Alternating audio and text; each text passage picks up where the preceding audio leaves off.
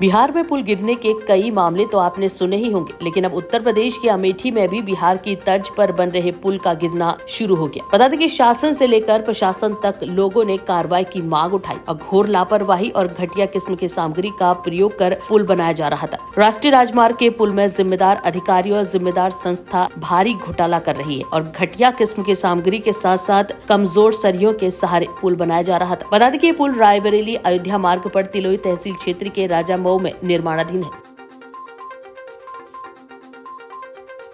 Sir, क्या नाम है आपका और आपके यहाँ पुल गिरा है, क्या है पूरा मामला? ये मेरा नाम सुरमा ओझा है। मैं पूरे सूर्यदास नारायण ओझा का रहने वाला हूँ, जमुआ का।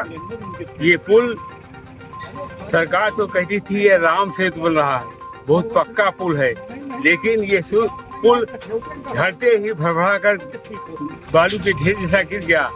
इसमें ये बहुत बड़ी दुर्घटना हुई है। इसमें जो संस्था ये पुल का निर्माण कर रही है, इसके ऊपर क्राइम केस चलना चाहिए। ये देश की सबसे बड़ी अनहोनी घटना हुई है। योगी जी से मैं चाहूँगा कि इसको ब्लैक लिस्टेड करें और पुल का निर्माण सुचारू रूप से अच्छे ढंग से बनाएं। इस तरह की कंपनियों को ब्लैक लिस्टेड करें। अगर ऐसा नहीं होगा तो बिहार जैसा हादसा सब जगह होता रहेगा। ये सरकार की नाकामी है, सरकार इसको देखे। क्या लगता है कि आप लोगों को कब से परेशानियां हो रही थी और कितने दिन से आप लोग इस परेशानियों का सामना कर रहे हैं? परेशानी तो 1.5 साल से लग रही है। मैंने शासी अभियंता गौरीगंज को दरखास्त दिया, उन्होंने उसको भेज दिया NH के पास। NH बिल्कुल गूंगा बह रहा है।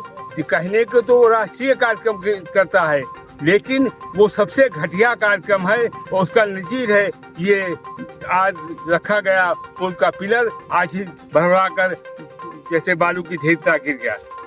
परेशानी 1.5 वर्षों से है।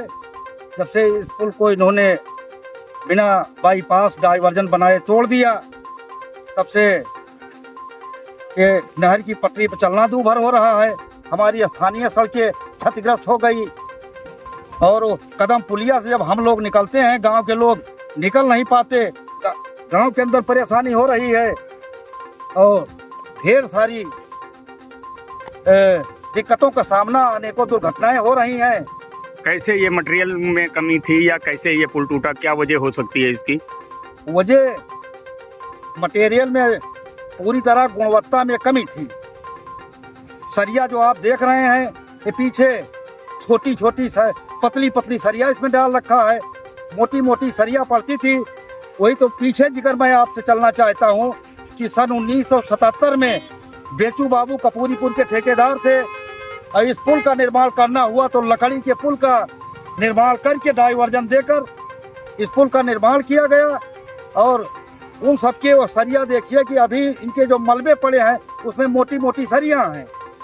यदि गुणवत्ता से बनाया गया होता तो ये पुल न टूटता।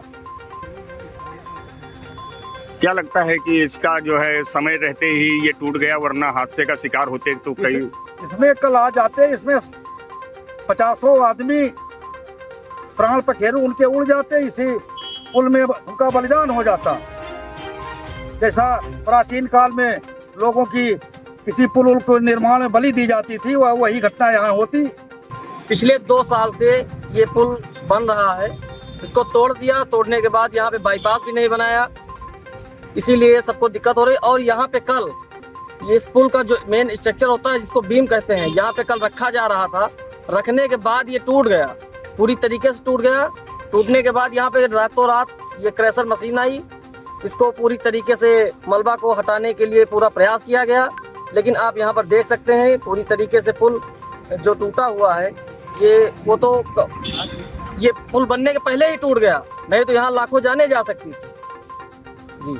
क्या लगता है कि गुणवत्ता या जो है मटेरियल को लेकर की लापरवाही किसकी मानी जाएगी? जाहिर सी बात है, पुल का स्ट्रक्चर अगर टूटा है, बीम टूटी है, तो जाहिर सी बात है गुणवत्ता की उसमें कमी रही होगी, भ्रष्टाचार में लिप्त रहा होगा। और अभी इसी तरीके की बीम यहाँ से 100 मीटर दूर पर अभी 6-7 वहाँ पे बीम बनी रखी भी हुई है।